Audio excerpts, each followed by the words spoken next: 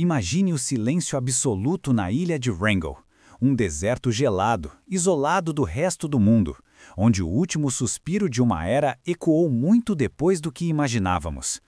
Como é possível que um mamute lanoso, uma criatura que dominou o planeta por centenas de milhares de anos e sobreviveu aos invernos mais brutais da Terra, tenha desaparecido completamente?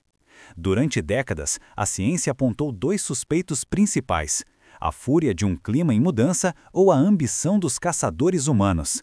Mas a resposta real não é tão simples, nem tão reconfortante. O que aconteceu foi uma tempestade perfeita, biológica e geológica, que encurralou esses titãs sem chance de fuga. Hoje, vamos desvendar a verdadeira tragédia por trás desse mistério. Bem-vindo ao Feras Ancestrais! Para entendermos a queda desses gigantes, precisamos primeiro olhar para o seu auge, quando o mundo era um lugar muito diferente do que conhecemos hoje.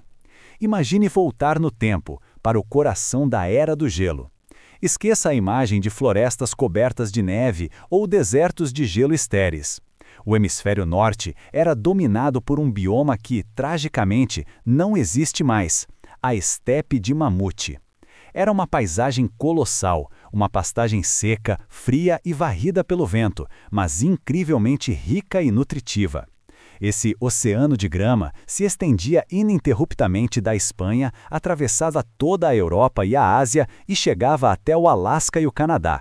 E os governantes absolutos desse império eram os mamutes. Eles não eram apenas habitantes passivos, eles eram os engenheiros do ecossistema. Como jardineiros de um mundo congelado, o peso massivo de suas manadas derrubava árvores jovens e esmagava arbustos e musgos. Isso impedia que as florestas tomassem conta e garantia que a grama, seu principal combustível, recebesse a luz do sol necessária para crescer. Além disso, ao migrarem por distâncias continentais, eles transportavam nutrientes vitais em suas fezes, fertilizando solos que, sem eles, seriam pobres e estéreis. Onde o mamute pisava, a vida florescia.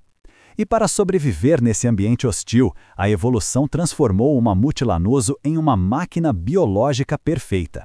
Não pense neles apenas como elefantes vestindo casacos de pele. Cada centímetro da sua anatomia era uma resposta ao frio mortal. Eles possuíam camadas espessas de gordura subcutânea e uma pelagem dupla tão eficiente que a neve caía sobre suas costas e não derretia, preservando todo o calor corporal. Suas orelhas e caudas eram pequenas, minimizando a superfície exposta ao congelamento.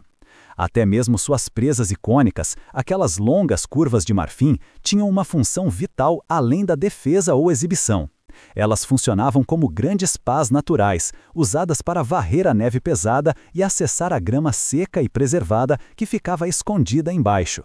Eles eram tanques de guerra biológicos, desenhados para prosperar onde quase nada mais conseguia. Mas talvez a característica mais poderosa dessa espécie não fosse física, e sim social. Assim como os elefantes modernos, os mamutes viviam em sociedades matriarcais complexas.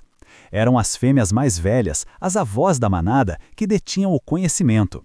Elas guardavam na memória os mapas mentais de onde encontrar água, onde estavam os melhores pastos e quais rotas eram seguras através das gerações. Havia proteção mútua, laços emocionais profundos e uma estrutura familiar que permitiu a eles reinar supremos por milênios. Parecia que nada poderia derrubar o Rei do Norte, até que o próprio chão sob seus pés começou a mudar. Mas nenhum império dura para sempre, e a estabilidade da Era do Gelo estava com os dias contados. Quando o clima da Terra começou a virar, entrando no período de aquecimento que marcou o fim do Pleistoceno, o mundo sofreu uma transformação radical. O gelo recuou, as temperaturas subiram e o ar ficou mais úmido. Para muitas espécies, isso parecia o paraíso, mas para o mamute lanoso foi o início de um apocalipse silencioso. A vasta estepe de mamute, aquele oceano infinito de grama seca e nutritiva, começou a colapsar. Com o aumento da chuva e do calor, a paisagem mudou completamente. A pastagem dourada, rica em minerais, foi rapidamente substituída por uma tundra encharcada, coberta de musgos ácidos, e por florestas densas de bétulas e pinheiros que avançavam para o norte. Pode parecer estranho dizer que o surgimento de mais verde significava fome, mas para um especialista em pastagem como o mamute, foi exatamente isso que aconteceu. O alimento que sustentava seus corpos simplesmente desapareceu. As novas plantas que dominaram o hemisfério norte não tinham os nutrientes necessários para manter vivo um titã de 6 toneladas. Musgos e folhas de árvores não forneciam a energia ou cálcio vital para seus ossos imensos. O mundo se tornou verde, mas era um verde vazio e hostil para eles. E o problema não parou por aí. O habitat contínuo se fragmentou. O que antes era uma estrada aberta da Espanha ao Alasca se quebrou em ilhas isoladas de pasto, separadas por florestas impenetráveis ou pântanos profundos. As manadas ficaram presas, incapazes de migrar para encontrar recursos ou cruzar com outros grupos genéticos. Foi nesse novo cenário úmido que a biologia perfeita do mamute se voltou brutalmente contra ele. Aquele casaco de pele incrível, desenhado pela evolução para repelir a neve seca e o vento cortante, tornou-se uma armadilha mortal. Em um clima agora chuvoso, o pelo grosso absorvia a água como uma esponja pesada. Quando a temperatura caía durante a noite, essa pelagem encharcada congelava contra a pele, causando hipotermia justamente no animal mais bem adaptado ao frio que já existiu. O clima não os matou de calor, mas de umidade e desconforto térmico constante. Para piorar, o solo firme e congelado deu lugar a um lamaçal traiçoeiro. Com o derretimento do permafrost, formaram-se pântanos profundos e pegajosos. Animais imensos, acostumados a caminhar sobre a terra dura da estepe, começaram a atolar com frequência assustadora. Muitos dos fósseis mais bem preservados que encontramos hoje são, na verdade, registros de tragédias individuais. Mamutes que ficaram presos nessas armadilhas de lama, morrendo de exaustão e fome, enquanto lutavam inutilmente para se libertar. A natureza, que antes era sua aliada, havia se tornado sua carcereira. Não foi uma extinção súbita, mas uma agonia lenta, marcada pela fome e pelo isolamento em um mundo que já não era mais feito para eles. E como se não bastasse o mundo desmoronando ao redor deles, transformando seu paraíso gelado em uma armadilha de lama e florestas densas, uma sombra nova e aterrorizante surgiu no horizonte: o superpredador, o Homo sapiens. Por muito tempo, a ciência debateu se fomos nós, com nossas lanças e estratégias de caça, os únicos responsáveis pelo extermínio dos mamutes. A famosa teoria da Blitzkrieg sugeria que varremos esses animais do mapa em um ataque relâmpago. Mas a verdade é mais cruel. Nós não fomos a causa única, mas fomos o golpe de misericórdia.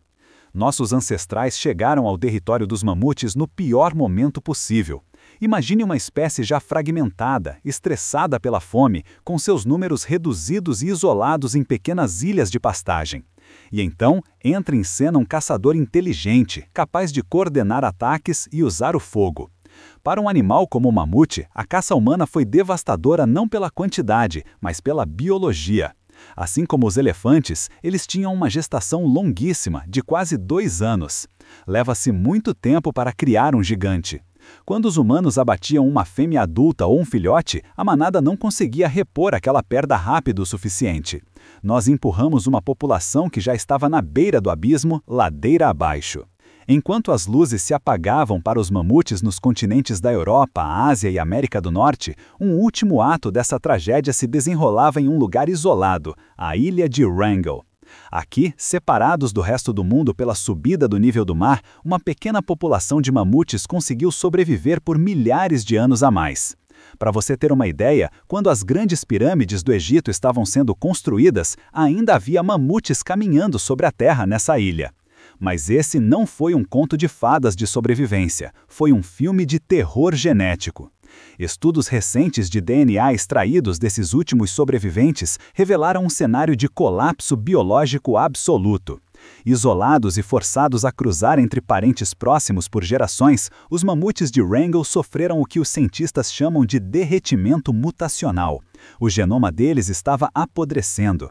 Eles perderam a capacidade de sentir cheiros, o que os impedia de encontrar as flores nutritivas essenciais para sua dieta. Sua pelagem, antes majestosa, tornou-se estranha, possivelmente translúcida ou com textura acetinada, perdendo a eficiência contra o frio. Eles sofriam de distúrbios metabólicos graves e a fertilidade dos machos despencou.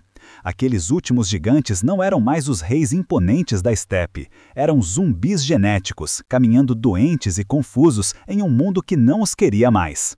Foi uma extinção multifatorial e agonizante. O clima destruiu a casa deles, os humanos bloquearam as saídas com suas lanças e a genética destruiu os sobreviventes por dentro. Quando o último mamute de Wrangell fechou os olhos, cerca de 4.000 anos atrás, ele levou consigo não apenas uma espécie, mas a memória viva de um mundo inteiro que jamais voltará. O desaparecimento desses titãs alterou o norte para sempre. Sem seus jardineiros, a estepe sumiu e o permafrost hoje corre perigo. Atualmente, projetos audaciosos prometem trazê-los de volta à vida através da genética. Mas resta a dúvida. Isso seria uma redenção histórica ou apenas mais um erro da nossa espécie? Se você quer continuar desvendando os segredos das feras ancestrais, se inscreva agora no canal e deixe seu like. Muito obrigado por acompanhar até aqui e tenha uma ótima vida!